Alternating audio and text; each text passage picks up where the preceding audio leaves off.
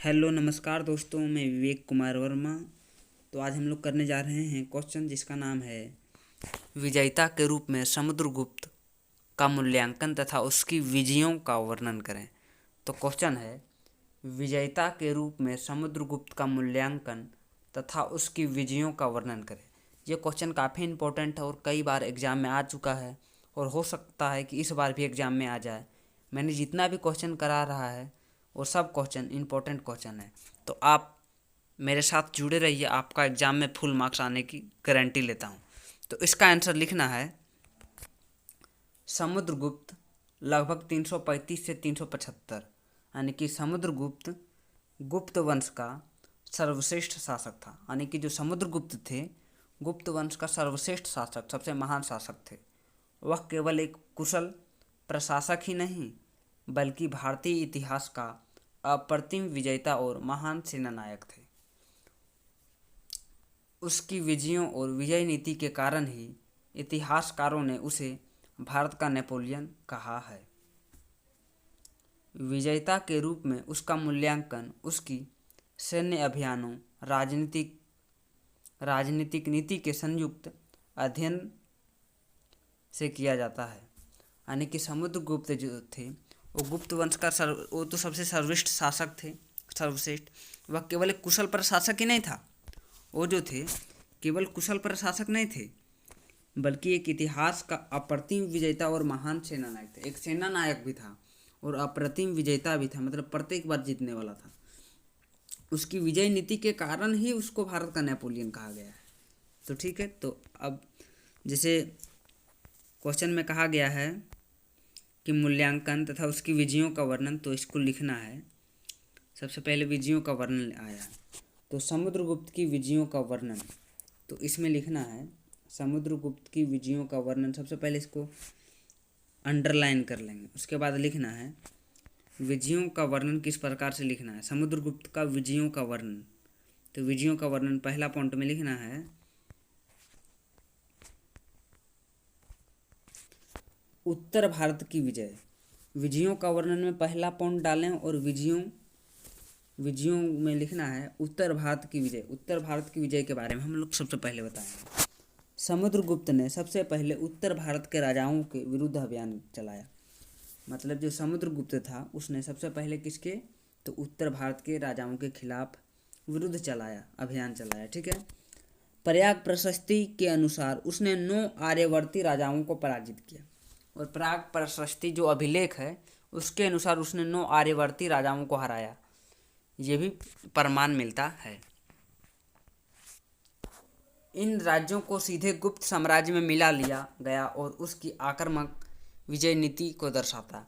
और इन जो जीता था राज्य उसको सीधे गुप्त साम्राज्य में मिला लिया, ये उसकी आक्रामक नीति, मतलब उसकी जो आक्रमण करने की विजय नीति थी वो दर्शाता है। तो पहला में सबसे पहले उत्तर भारत में विजय नीति के बारे में हम लोग पढ़ चुके हैं। अब दक्षिण भारत में विजय नीति के बारे में पढ़ेंगे। तो दक्षिण भारत अभियान, दक्षिण भारत में समुद्रगुप्त ने एक विस्तृत अभियान किया। यानी जो समुद्रगुप्त थे उसने दक्षिण भारत में भी एक विस्तृत अभियान किया, जैसे कि उत्तर भारत में किया उसी तरह दक्षिण भारत में भी अभियान किए। उसने 12 दक्षिणी राजाओं को पराजित किया, लेकिन उन्हें उसका राज्य पुनः लौटा दिया गया। और भारत के दक्षिण क्षेत्र में भी उन्होंने 12 राजाओं को हराया था, पराजित किया था और उनको फिर पुनः राज्य दे दिया गया था। यह उसकी कूटनीतिक बुद्धिमत्ता और दूरदर्शिता को प्रमाण है। मतलब 12 राजाओं को जो पराजित करके उनको पुनः लौटा दिया था, यह उसकी कूटनीतिक बुद्धिमत्ता और दूरदर्शिता का प्रमाण है। तीसरा, सीमांत की अधीनता। तो सबसे पहले पहला पॉइंट में हम लोग पढ़ चुके हैं उत्तर भारत की विजय नीति, फिर सेकंड पॉइंट में दक्षिण भारत की विजय नीति, उसके बाद तीसरा पॉइंट में है सीमांत राज्यों की अधीनता। तो इसको लिखना है, समुद्रगुप्त ने कई सीमांत राज्यों को बिना पूर्ण युद्ध के अधीन कर लिया। यानी जो समुद्रगुप्त थे वो सीमांत राज्यों, मतलब जो उसका साम्राज्य था उसके सीमांत मतलब सीमा पर के को बिना पूर्ण युद्ध के अधीन कर लिया था। जो सीमा पर कई राज्य थे उसको भी अपने अधीन कर लिया था, जैसे जैसे कामरूप, नेपाल, पंजाब, राजस्थान और मध्य भारत के गणराज्य, ये राज्य गुप्त साम्राज्य को कर और सैनिक सहायता देने लगे। यानी जो नेपाल, पंजाब, राजस्थान, ये सब के जो राज्य के गुप्त सम्राट को कर देता था, मतलब उसको टैक्स देता था। किसको? गुप्त सम्राट को। चौथा पॉइंट है विदेशी शासकों का प्रभुत्व। तो इसमें लिखना है ए नंबर पॉइंट में, शक, कुषाण तथा अन्य विदेशी शासकों ने समुद्रगुप्त की अधीनता स्वीकार की। मतलब इन्होंने केवल अपने ही देश में नहीं, मतलब देश के बाहर के जो विदेशी शासक थे उसको भी अधीनता स्वीकार करवा दिया समुद्रगुप्त ने। श्रीलंका के राजा मेघवर्ण ने दूत भेजकर मित्रता स्थापित की, यह उसके अंतर्राष्ट्रीय प्रतिष्ठा को दर्शाता है। श्रीलंका के जो राजा मेघवर्ण थे उसने समुद्रगुप्त के दरबार में अपना दूत भेजा और उससे जो मित्रता है वो स्थापित किया। ये उसके अंतर्राष्ट्रीय प्रतिमा को दर्शाता है। 5वां नंबर है अश्वमेध यज्ञ।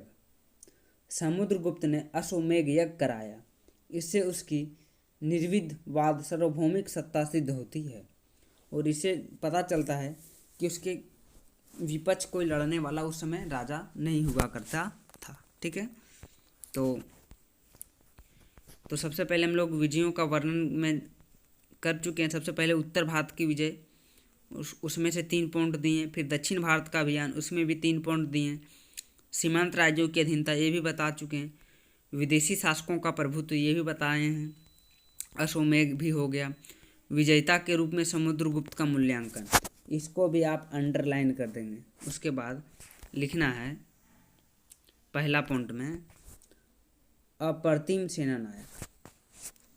समुद्रगुप्त के बारे में बता रहा है, मूल्यांकन कर रहे हैं समुद्रगुप्त का। अप्रतिम सेना नायक, उसने अनेक युद्धों में विजय प्राप्त की। किसने? समुद्रगुप्त ने। अप्रतिम सेना नायक थे, कई युद्ध में जीत चुका था, अप्रतिम सेना नायक थे। ठीक है। संतुलित विजय नीति, उत्तर में विलय, दक्षिण में अधीनता, ये उसकी संतुलित विजय नीति थी। एक तरफ से मिला रहा था और एक तरफ से अधीनता करवा रहा था, ये उसकी संतुलित विजय नीति है। कूटनीतिक विजेता, पराजित राजाओं के प्रति उदार नीति, ये उसकी कूटनीतिक विजेता है। किसका? समुद्रगुप्त का। मूल्यांकन कर रहे हैं हम लोग। चौथा में साम्राज्य निर्माता, गुप्त साम्राज्य को अखिल भारतीय रूप दिया। किसने? समुद्रगुप्त ने, ये भी उसका मूल्यांकन है। इतिहास प्रमाण, प्रयाग प्रशस्ति और स्वर्ण मुद्राएं उसकी विजयों का साक्ष्य है। अगर ये सब आपको विश्वास नहीं हो रहा तो कई अभिलेख है जिससे उसके इतिहास का प्रमाण मिलता है, अभिलेख से और सिक्कों से। अब निष्कर्ष में लिखना है, जो ऊपर बात लिखी उसी को मिला के नीचे लिखना है, निष्कर्ष बनाना है और लिखना है समुद्रगुप्त केवल युद्धों से विजय प्राप्त करने वाला शासक नहीं था। ये केवल युद्ध से विजय प्राप्त नहीं करता था, बल्कि वह राजनीति, कूटनीतिक और उदारता के माध्यम से साम्राज्य विस्तार करने वाला महान विजेता था। और वे राजनीतिक से, कूटनीतिक से, उदारता के माध्यम से भी राज्य का विस्तार करता था। उसकी विजयों ने गुप्त साम्राज्य को भारत का सबसे शक्तिशाली साम्राज्य बना दिया। और जो समुद्रगुप्त की विजय था, विजयों ने गुप्त साम्राज्य को सबसे शक्तिशाली साम्राज्य बना दिया था उस समय का। इसलिए विजेता के रूप में समुद्रगुप्त का स्थान भारतीय इतिहास में अत्यंत गौरवपूर्ण और अद्वितीय है। इसलिए समुद्रगुप्त का जो स्थान है भारतीय इतिहास में वो बहुत गौरवपूर्ण है। तो इस क्वेश्चन को आप आशा करते हैं कि थोड़ा अच्छा से समझेंगे, क्योंकि इसमें 2 क्वेश्चन मिक्स था और दोनों क्वेश्चन को ही एक ही क्वेश्चन में मिला के हम लोग किए। तो अब मिलते हैं अगले वीडियो में। आप तब तक सेमेस्टर 2 की तैयारी करते रहिए। आशा है कि आपको समझ में आ गया होगा। धन्यवाद।